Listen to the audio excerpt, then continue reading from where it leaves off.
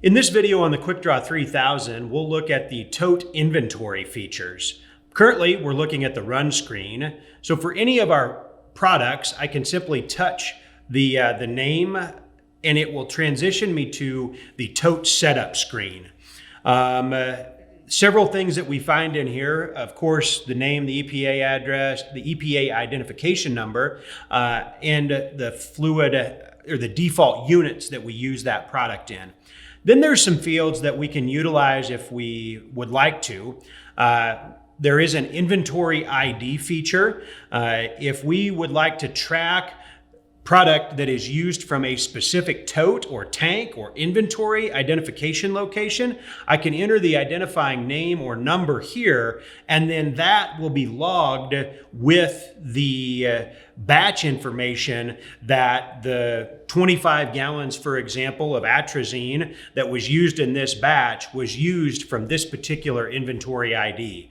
It can be a very useful feature if I'm in a situation where I'm concerned about inventory allocation and accuracy. It can really help me to dial in and make sure that my inventory is in fact being used accurately.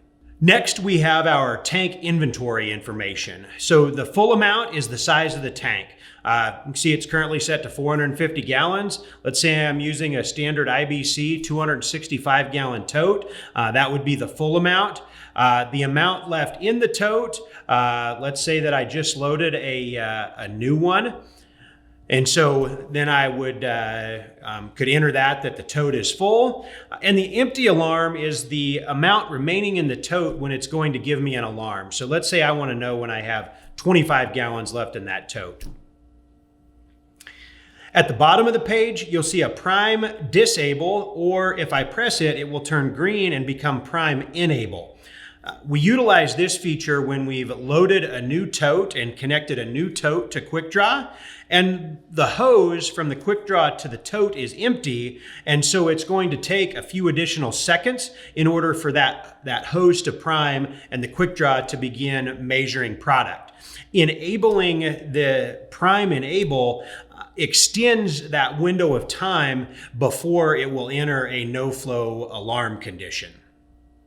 And then lastly, we can navigate to our job screen or our run screen from this screen. So if I push my run screen, I go back. And the thing that we will notice is that now the green bar, my inventory level indicator, is completely to the right-hand side, meaning that the tote is currently full. We can then proceed and go into our tote setup for each individual tote that we want to make settings for.